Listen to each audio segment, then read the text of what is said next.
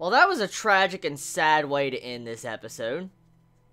That's what I wanted to see, though. When it came to plastic fills, that's what I wanted to see. I wanted to see a tragic type story. I wanted to see an example of what happens to a Giftia if they go over their time limit and become a wanderer. I wanted to see what happened, and with this episode, it delivers. It shows us what happens to Giftia if they change into a wanderer. So, yeah, this episode is very sad. Like, it's straight up so sad, because you see how this boy that looks up to his Giftia as if a motherly figure, or an older sister, and to see how she starts strangling him in this episode, the boy, that was sad, because, I mean, imagine if your mother, stepmother, whoever, you know, you've raised you for so many years, a long time, all of a sudden just started strangling you and trying to kill you, you'd probably be upset. You'd probably be very upset and probably traumatized after that. So, the boy's probably going to have a lot of mental trauma after this entire event. Now, one thing I want to point out, though, is it's very suspicious the way the Wanderer was shown in this. When she transformed or turned into what she was, when she started losing her memories and going rampant, I noticed she was okay and fine until the boy started talking. Until he started saying, you know, Masia, and started saying that, she was relatively fine. She was fine. It didn't seem like anything was wrong. And then she went like that. So, I'm assuming it could be a theory. It's a theory. I didn't get this entire theory by myself because some Chibits have kind of hinted maybe something fishy is going on here when it comes to the Giftia. But I'm just going to piece together my own slight twist to that theory. What if the company that makes the Giftia have manipulated the Giftia's AI to where they will become wanderers? They will become wanderers, which that's been, you know, I guess, theorized before in the comments by a couple of Chibits. But what I'm wanting to add on to the mix is, what if the reason why she went and turned into what she did was because of Sota, the way he was calling out her name and, you know, just trying to talk to her? That's when we saw her turn crazy in this episode. So I feel like there's probably some form of trigger that causes that. After the time limit passes, I feel like maybe the company that made the Giftia had a timer put on where they'll start going crazy, but on top of this, they'll add it to where the person that they're, you know, gifted to where, you know, their owners, they can change them into what they are, like when they start going crazy into a wanderer, like, you know how she started attacking her owner, the boy, Sota. You can assume that that might have been the trigger. So I feel like there's something shady going on here, especially with how that was done in this episode. So, I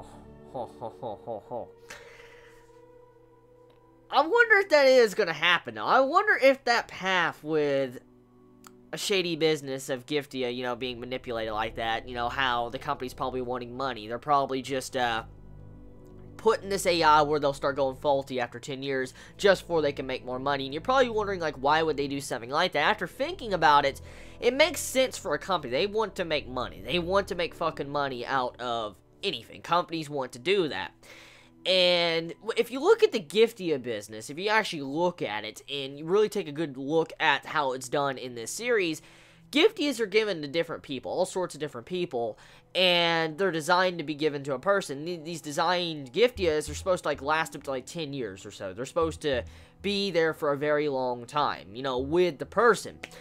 And if you think about it, that would mean the company is losing a lot of money, since the Giftia is with the certain one single person for so long, and let's say they send out maybe 100,000 Giftia a year, okay?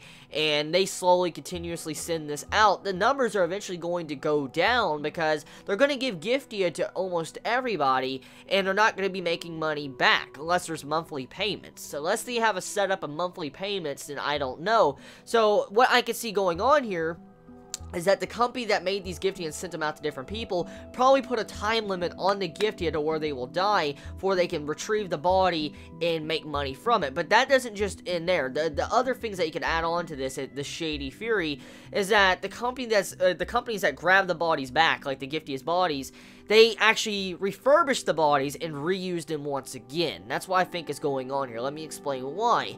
Because if you think about it, a couple episodes ago, I think it was around episode 2 maybe, episode 2 or 3, there was a specific scene where we found out that a Giftia, since their AI is dying, it's not specifically their body that is dying, the AI, the mind is dying, that means the body can be reused. And so the company can make back their money they used to manufacture these Giftia bodies, if you think about it. So if they take back these old recycled Giftia bodies and then reuse them and send them to someone else, they're not really spending more money to make a Giftia body. They just have to spend money to make an AI. And you gotta think about that. That actually could make a lot of money for a company if they go down that shady practice. So that's what I think is going on here, if you think about it. They're kind of recycling bodies of Giftia and sending them out to other people just to make more money, and they put a time span for they can do this and continuously recycle the Giftia's bodies. So that's my theory on the matter, and using a couple theories from fellow Chibits, I mentioned it in the comments. So yeah, tell me your thoughts. How do you feel about this episode? How do you feel about the ending? We don't know if our main female character is dead or not. I mean, it's way too early for her to die, I would say, because, I mean, she has a couple months left. I would assume that she's going to die at the end of the series, so if she did indeed get shot by that and die, oh, fuck, that's not good. So, we'll see. So, tell me your thoughts in the comments below. You'll have a wonderful day or not, wherever you live. Please be safe. Chibi out.